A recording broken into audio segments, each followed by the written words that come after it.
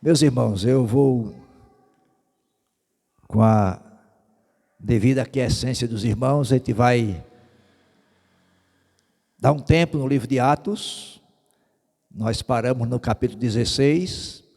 Paulo está saindo de Filipos e vai viajar para Tessalônica. A gente vai dar um tempo, descansar um pouquinho. A viagem é longa, não é?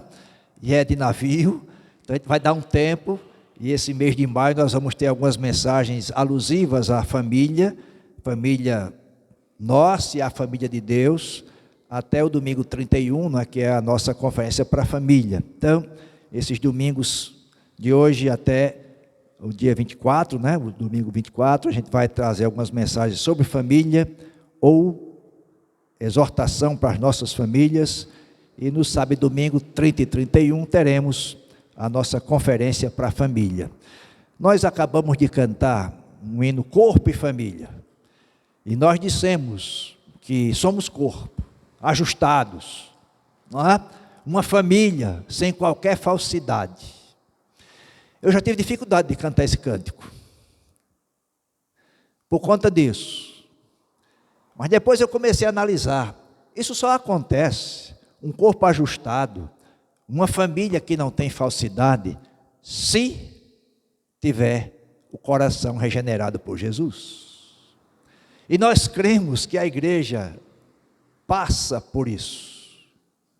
Coração regenerado, coração transformado.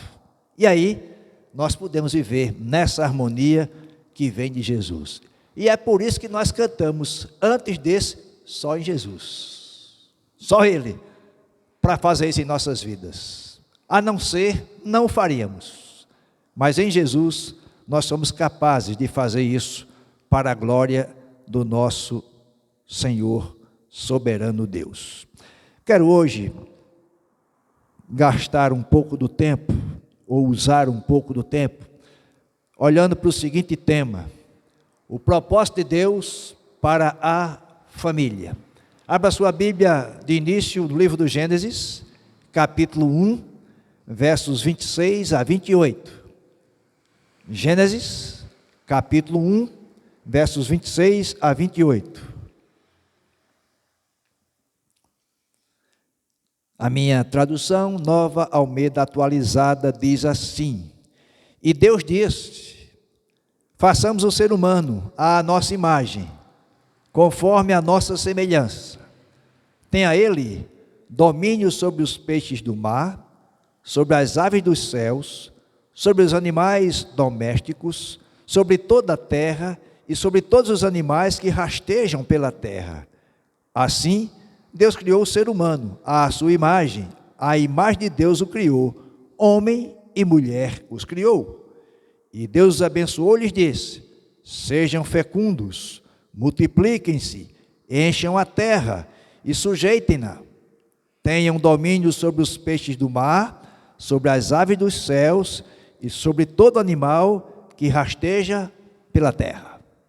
Agora vamos lá para o livro de Romanos, capítulo 11, Romanos 11, verso 36.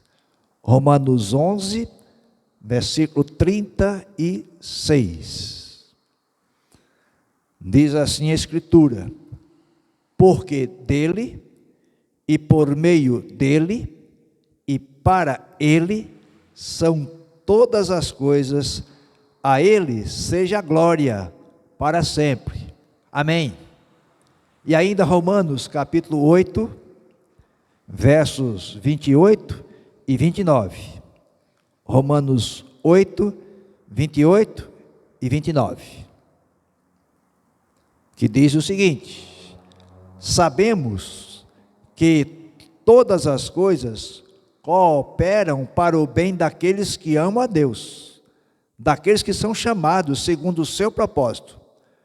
Pois aqueles que Deus de antemão conheceu, também predestinou para serem conformes à imagem do seu Filho, a fim de que ele seja o primogênito entre muitos irmãos. Amém. Meus queridos irmãos, qual a dimensão de você pensar sobre o propósito de Deus para a sua família. E aqui família envolve você mesmo. Família original, marido, esposa. Família acrescida, marido, esposa, filhos. Família só marido, porque a esposa faleceu, ou ao contrário, só a esposa. Famílias com marido, esposa, netos. Isso é família. Mas note que todas elas passam pela criação de Deus para a família. Verso 27 de Gênesis diz lá: Deus criou o ser humano à sua imagem, a imagem de Deus o criou, homem e mulher os criou. Essa é a base da família que Deus instituiu, homem e mulher juntos para depois fazer o que Deus mandou. Verso 28 de Gênesis 1, Deus os abençoou e lhes disse: sejam fecundos, multipliquem-se e enchem a terra. Esse é o propósito de Deus para a família. Mas nós vamos nessa noite pensar um pouco para entender por que Deus fez isso. Notem, Ele criou a família com o objetivo de ver o homem feito, segundo nós lemos no verso 26, à sua imagem e à sua semelhança. Então Ele criou o homem com o objetivo, com o propósito de ver esse homem vivendo bem com Ele mesmo. E aí, nós sabemos que toda essa narrativa de Moisés é para mostrar o Deus soberano, que criou todas as coisas, e criou o ser humano, a família, a partir daí. Só que chegamos no capítulo 3 de Gênesis, e aí é onde vamos encontrar o problema para a família original e para as famílias dos nossos dias. Problema do pecado, da rebelião dessa família, no caso Adão e Eva, o casal que representa uma família. Essa rebelião contra Deus alcançou toda a humanidade. E é interessante a gente entender que, mesmo com isso, após essa queda, esse distanciamento dessa relação harmoniosa entre Deus e o casal ou a família, Deus mesmo assim, depois disso, Ele vai se utilizar de família para alcançar o mundo. E é interessante que nós precisemos entender isso. Por quê? Vivemos dias em que os ataques contra a família são volumosos e são contundentes. Mas, meus amados, Deus soberano não muda. Ele continua com o mesmo projeto de alcançar o mundo com a sua família, com a minha família, com a nossa família.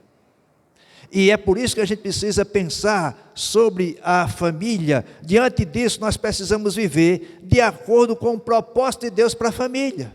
E, meus amados, essa nossa participação na família, nesse relacionamento familiar, é marcado por responsabilidades.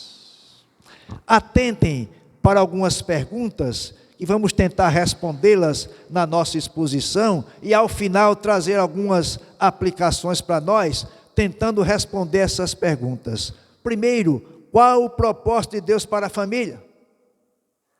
Segundo, o que acontece com a família que vive sem um propósito claro ou com objetivos errados? Terceiro, o que muda na nossa atitude quando vemos que nossa família deve cooperar com o propósito de Deus?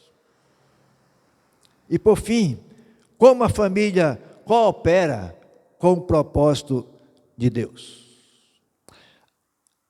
Qual o propósito da família? Ela foi criada por Deus para cooperar com o propósito eterno de Deus. É a família. Se Deus é soberano, e o é, e nós lemos aqui, nessa parte da criação, Gênesis 1, 26 a 28, como Deus resolveu fazer as coisas. E lá em Romanos 11, que nós lemos, é claro para nós, porque dele, e por ele, e para ele todas as coisas. Atos diz isso, desculpe. E Romanos diz lá, por meio dele, todas as coisas são para ele. E note-se, são todas as coisas que é para ele, a família está envolvida nisso também. A família é para Deus. E é dele. E é por meio dele que a família cumpre o seu propósito.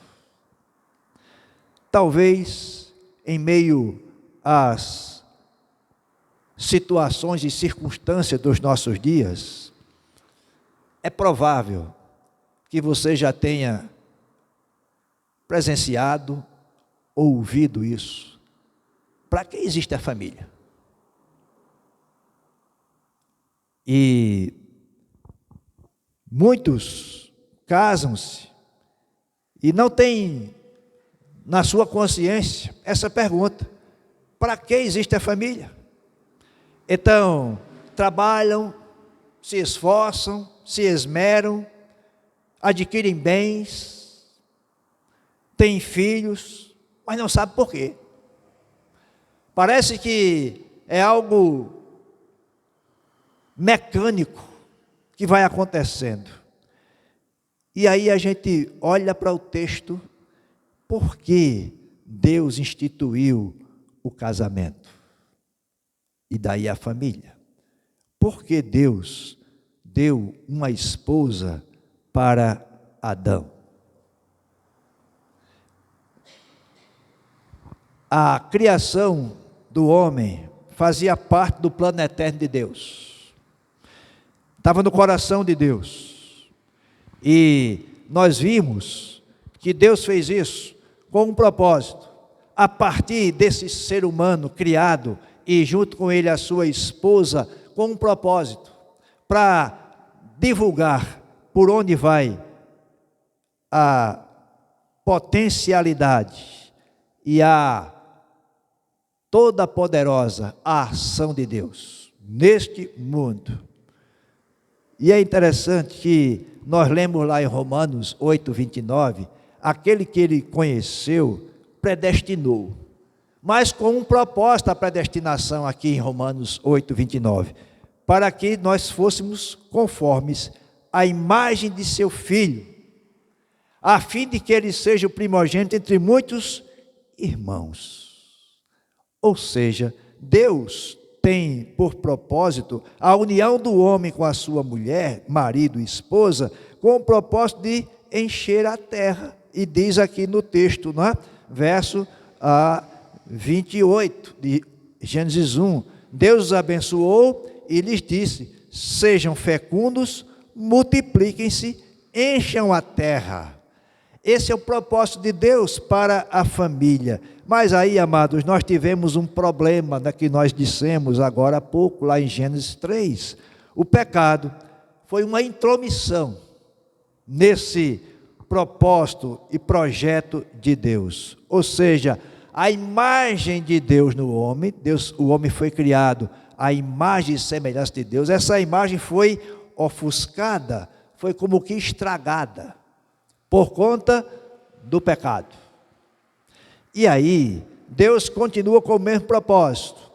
Se tudo foi estragado pelo pecado, foi plenamente restaurado por Jesus.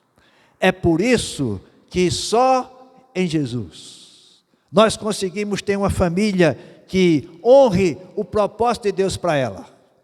É por isso que muitos casamentos, e já são assim, né? Muitos casam na perspectiva de, se não funcionar, o que é que acontece? Se separa. Fácil assim. Esse não é o projeto de Deus. Nunca foi. Veja, meus amados, nós fomos criados, e aqui tendo o representante, né, o ser humano e a sua esposa, fomos criados com um propósito eterno de Deus. E aqui eu cito a frase do David Merck, Carol Merck, que diz o seguinte: o propósito eterno de Deus para a família é espelhar a imagem de Deus e espalhar a graça de Deus. Esse é o propósito para a família. Nós temos que espelhar essa imagem de Deus na família e ao mesmo tempo espalhar essa graça de Deus. Devemos lembrar que Deus espera ver em cada lar um Éden, antes de Gênesis 3. Antes de Gênesis 3. Ou seja, o meu lar tem que prefigurar esse Éden, ou seja, lugar de comunhão com Deus, lugar onde Deus se faz presente. Família é lugar de Deus presente. E, meus amados, isso é tarefa nossa, de fazer isso. Há um desafio nos nossos dias, o que, quando Deus instituiu a família, não era esse, mas hoje é, casar-se e permanecer casado. E com esse propósito, ter um relacionamento conjugal que faça sentido, que seja prazeroso, ou seja, que represente a presença de Deus. Mas, ao longo da história e nos nossos dias, me parece ser mais evidenciado, alguns se casam com propósitos egoístas, só pensando nele mesmo. Outros casam-se priorizando o benefício do casamento. Outros casam para deixar o lar anterior, que era muito pesado. Esses propósitos não são os propósitos de Deus para a família. Então, como a família coopera com o propósito de Deus? 3 aspectos eu quero destacar. Primeiro, na formação e aperfeiçoamento da vida pessoal. Por incrível que pareça, a família foi criada por Deus para cooperar com esse propósito eterno de Deus, mas a convivência familiar nos coloca em circunstâncias ideais para o nosso aperfeiçoamento. É na família que nós somos esmerados. Por quê? Os mais antigos, né? E minha mãe dizia que a avó dela dizia isso. Quer conhecer alguém? Como 1 quilo de sal com ela. 1 quilo de sal para comer de uma vez não dá, né? Vai dar uma digestão, o cara não aguenta não. A pressão dispara, né, Márcio? Então, significa o quê? Conviva com ela. Gaste tempo com ela. Seja moldado nos seus aspectos ruins por essa pessoa que está junto de você. Isso leva a um relacionamento recíproco. Quantas coisas já tive que ser aparado às minhas arestas. Quem faz isso? Minha amada esposa. E quando chegam os filhos, o negócio melhora. Viu, Stephanie?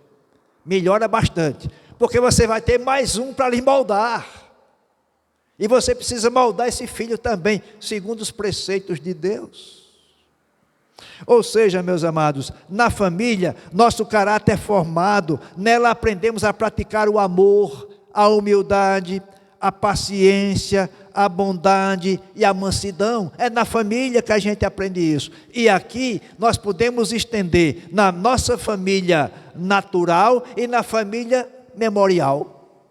Nós aqui também aprendemos a amar, a sermos humildes, pacientes com os outros, andar com bondade e com mansidão. Isso é família, é propósito de Deus. É assim que nós cooperamos com o propósito eterno de Deus. Também nós aprendemos responsabilidades, disciplina, sujeição, serviço e respeito. Isso nós cooperamos com o propósito de Deus através da família. Nós também aprendemos a perdoar, a confessar. Está um aspecto difícil em nós, seres humanos, e na família é diferente. Confessar que errou. Eu errei.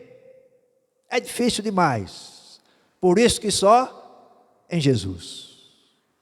Tem mais. Nós precisamos suportar, negar a nós mesmos, exercer a autoridade, no caso aqui, nós homens, exercer a autoridade masculina no lar, que tem faltado nos nossos dias, não é? Com amor, corrigir com graça, sofrer. E aqui 2 aspectos que às vezes nós negligenciamos: orar pela família e com a família, e confiar em Deus. Isso tudo, meus amados, está ao nosso alcance. Porque a família é uma escola de formação para cônjuges, pais e filhos. É na família que nós somos moldados com isso. Deus, portanto, utiliza a convivência familiar mais do que qualquer outra coisa para transformar caráter, para sermos a semelhança de Jesus Cristo. Nós sabemos que, infelizmente, nem todos tiveram um bom ambiente familiar. Talvez ambientes marcados pela ausência do pai ou da mãe, talvez por questões de separações, divórcios, alguns crescem com isso, talvez alguns viveram situações de conflitos, brigas, chegando até a agressões físicas. Tudo isso é possível na família e é real.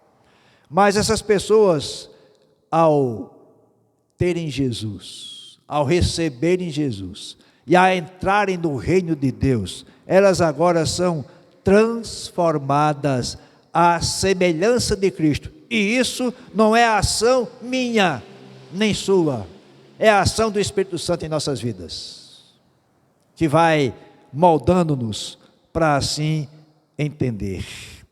Portanto, num ambiente de amor e cuidado, a família será instrumento de bênção para nós.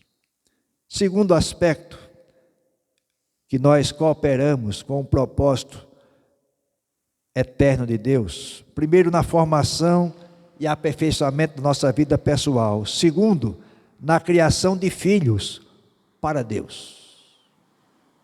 Criar os filhos para Deus. Esse é um desafio para a família cristã, porque ao criar filhos, estamos cuidando daqueles que Deus quer adotar como filho dele também. E nós precisamos moldar os nossos filhos para entender essa dimensão de Deus. E aí nós cooperamos com esse propósito eterno de Deus quando cuidamos dos nossos filhos. Esforço nosso é para transformar nossos filhos. Isso envolve o casal. Não é tarefa da mãe e do pai. Tem algumas tarefas específicas. O pai é aquele que vai disciplinar o filho, vai mostrar-lhe o caminho do Senhor. A mãe vai estar com ele nas tarefas diárias, nos cuidados, e vai estar sempre junto. Mas se você lembrar de Efésios, a primeira diz lá: pais, não irritei vossos filhos. Aí pais é pais masculino. Depois pais, lá embaixo, os dois. Ou seja, a família criada, instituída por Deus, tem essa dimensão de criar os filhos para Deus. Só que nós gostamos demais dos nossos filhos e queremos ele para nós o tempo todo. Mas lembre-se, você e eu fomos separados para criar os filhos para Deus. Os filhos são dele. Nós somos apenas responsáveis por moldar o caráter dele à semelhança de Jesus. E meus amados, e você pode perguntar: e os casais que não podem ter filhos, como é que eles vão cooperar com o propósito de Deus?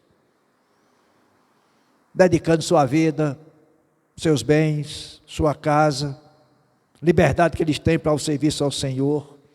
E tem um outro aspecto, pode adotar um filho, mas isso tem que ser muito pensado e bem decidido. Se você procurar no juizado de adoção, você vai ter centenas, milhares de crianças esperando isso. Mas você tem que tomar uma decisão combinada, você e esposa, e no propósito de Deus. Os que não se casam, podem cooperar com o propósito de Deus? Claro que sim. Como? Cooperando com as suas vidas, fazendo discípulos. Lembram-se de Paulo? Paulo não tinha família concreta, mas Deus o usou. O nosso mestre não foi casado. Isto significa que o casamento esteja alijado do plano eterno de Deus. Nós podemos servir ao Senhor com as nossas vidas. Os casados, com seus filhos, sua família. Os solteiros, viúvos ou viúvas, separados, podem honrar a Deus, cooperando com o projeto ou com o propósito eterno de Deus para a família. Todos podemos cooperar com isso. E terceiro aspecto, como base para a multiplicação e edificação da igreja. É na família que isso pode acontecer. Meus amados, quando nós, como famílias, abrimos nossos lares para encontrar pessoas e fazer com que essas pessoas entendam o que é o Evangelho, ou seja, todos nós somos chamados a isso, mas a família tem mais um direcionamento para isso. Se você fizer uma análise, e tem estudos, pesquisas sobre isso, raríssima, uma igreja que não seja formada por famílias. Quase todas elas têm famílias. Não é? Uma família, 2 famílias, 3 famílias constitui uma igreja. Por isso, a gente entende o seguinte: famílias estruturadas, alicerçadas na rocha que é Jesus, famílias fortes, vencem em nome de Jesus. E famílias fortes constituem uma igreja forte. É por isso que nós precisamos olhar para o propósito eterno de Deus com a família. E como é que nós cooperamos com isso? Fazendo discípulos. A começar dos nossos filhos. E isso vai se multiplicando. Então, quais lições e aplicações para nós, diante disso que nós expomos, olhando para o texto de Gênesis e de Romanos? Uma família, em geral, e um casamento, em particular, não são produtos acabados. Ou seja, estamos num processo, sempre sendo refeitos dia a dia. Eu e minha amada esposa vivemos um tempo de filhos adultos, já com geração de filhos para nós, netos. Mas ainda estamos no processo de sendo feitos e refeitos dia a dia. Ainda nos preocupamos com os filhos. Não precisava mais, né? Alguém diria, claro que precisava. São nossos filhos. E nós somos responsáveis por eles. Ainda que agora os 2 adultos, né, já com famílias também, mas eles são nossos filhos. E nós os entregamos para o Senhor, ou seja, devolvemos para o Senhor. Mas nós continuamos a trabalhar para que eles continuem firmes, para gerar uma outra geração que continue firme. E o reverendo Hernandes Dias Lopes diz isso algumas vezes nas suas mensagens, que os nossos filhos sejam mais crentes do que nós. E os filhos dos filhos mais crentes do que eles, mais crentes do que nós. Mas isso é preciso uma base anterior. E às vezes nós negligenciamos isso lá na terra infância. Na adolescência e juventude é bem mais complicado fazer isso. Portanto, nós precisamos aprender isso. Nós, família, somos esse produto em processo. Cada dia temos o que aprender e o que refazer. Aprendamos essa lição. Uma segunda lição para nós, para aplicarmos em nossas vidas. Existem plantas daninhas no nosso jardim do Éden, a nossa família. O jardim do Éden era perfeito, né? Perfeito. Não tinha erva daninha lá no jardim do Éden. Teve depois. Tinha no coração de Adão e Eva a predisposição de obedecer ou desobedecer. Mas nos nossos dias, nas nossas famílias, existem ervas daninhas que precisam ser arrancadas. Qual alguns exemplos disso? Palavras. Pedro estivesse aqui, palavras torpes. Ele agora aprendeu isso. E o que é palavra torpe, vovô? A palavra suja, Pedro. Aí é palavra podre, isso. Ele agora estava lá vestindo a roupa dele de 6 horas, antes de 6 horas para vir para a igreja, ele disse, vovô, uma palavra torpe no D, está aprendendo o fonema, né? Qual é? Droga. Diga, então não diga essa palavra podre, vou dizer mais não. Ou seja, palavras torpes que às vezes nós dizemos uns com os outros. Marido com mulher, mulher com marido, pais com filhos, filhos com pais. São ervas daninhas que têm que ser arrancadas. Gestos, outra erva daninha que a gente tem que arrancar da nossa família, do nosso jardim do Éden. Atitudes inconvenientes estão presentes e nós precisamos arrancá-las o quanto antes, para que ela não prolifere. Os irmãos sabem que a erva daninha nasce sem precisar plantar, né? Ela chega, mas aí o nosso cuidado é arrancá-la. Por quê? Porque o solo da nossa família precisa ser adubada todos os dias com a presença de Jesus. Louvado seja o Senhor por isso. Uma terceira aplicação para nós, olhando para esses textos. Deus criou a família, deu domínio para essa família sobre os peixes do mar, as aves dos céus, os animais domésticos, sobre toda a terra, todos os animais que rastejam pela terra, tudo Deus deu domínio, sobre as aves dos céus e sobre todo animal, tudo Deus deu domínio para a família. Então, meus amados, o que é que nós temos com isso? Nós somos responsáveis por isso. Mas o que é que acontece? Há algo em nós, seres humanos, e na família, que é o solo das emoções. E isso tem trazido muitos problemas para a família. Porque somos seres emotivos e que vivemos as emoções.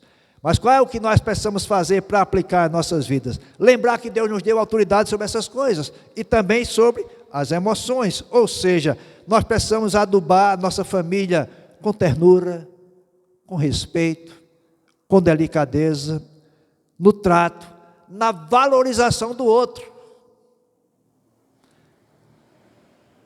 A gente às vezes esquece dessas coisas simples no nosso viver diário. E aí é preciso de novo lembrar que só em Jesus.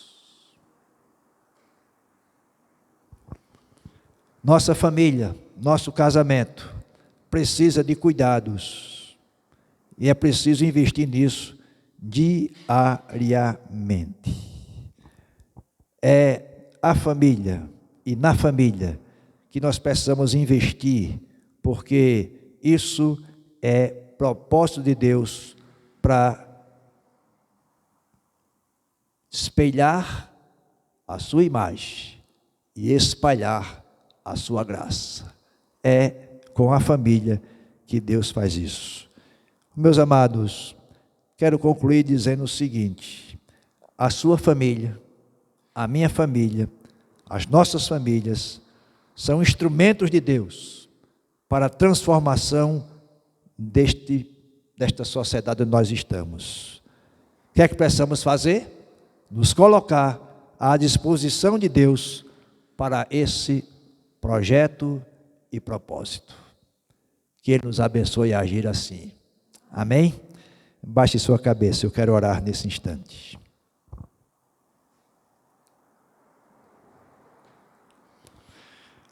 Ó Deus bendito, louvamos o Teu nome, Senhor, porque no Teu plano eterno, Tu instituísse a família, o casamento, do homem e da mulher, que passaram a ser uma família e se reproduziram para assim cumprir o Teu propósito eterno de espelharmos a imagem Tua e espalharmos a Tua graça em Cristo Jesus.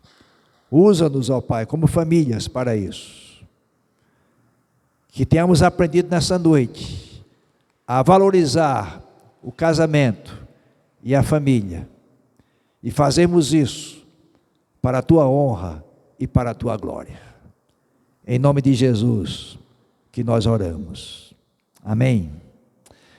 Meus amados, nós